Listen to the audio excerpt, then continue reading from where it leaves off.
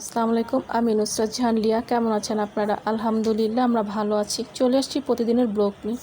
আজকে চলে আসছি জালি কুমড়ো দিয়ে একটা মজার রান্না। আসুন দেখাই, শেয়ার করি।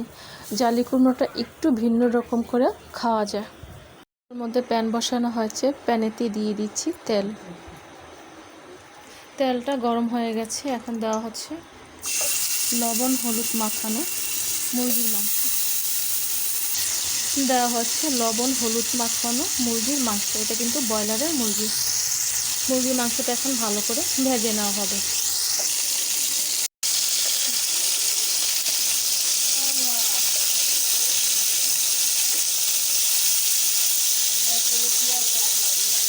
এক পাশটা মোটামুটি ভাজা হলে আরেক পাশটা পরে দিতে হবে।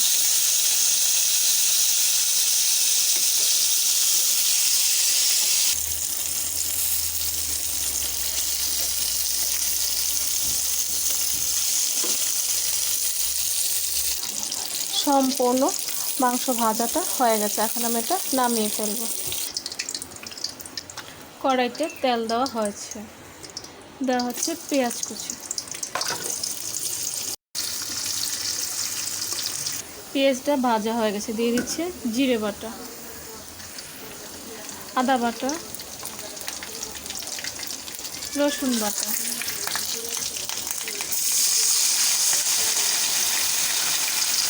মশলা পেঁয়াজটা পুড়ে যাচ্ছে, যার কারণে পানিটা দেওয়া হয়ে গেছে। দেওয়া হচ্ছে গরম মশলা, লং, এলাচ, দারচিনি আর হচ্ছে তেজপাতা, হলুদের গুঁড়ি, দেওয়া হচ্ছে লবণ, শুকনো মরিচের গুঁড়ি, ধনিয়া গুঁড়ি।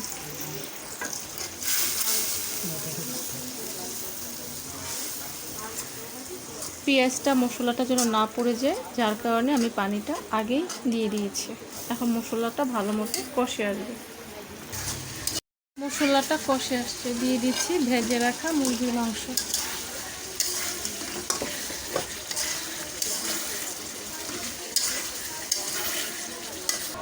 দিয়ে দিচ্ছি জালি কুমড়া। দেওয়া হয়ে গেছে জালি কুমড়াটা।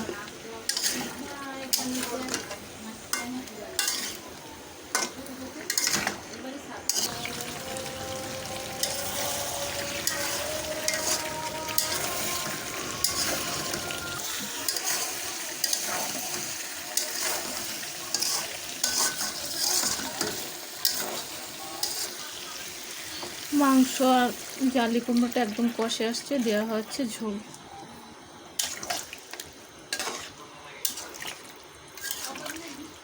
ঝোলটা দেওয়া একেবারে হয়ে গেছে।